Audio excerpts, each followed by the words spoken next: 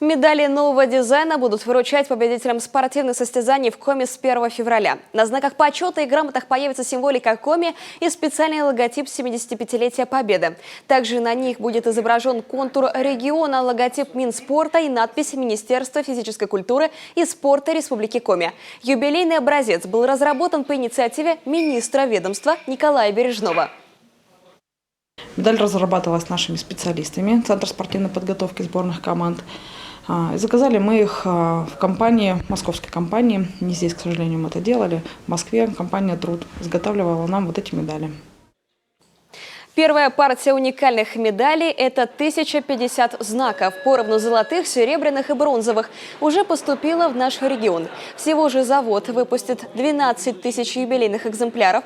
Их получат спортсмены, занявшие призовые места в первенствах и чемпионатах Республики Коми по всем 58 видам спорта.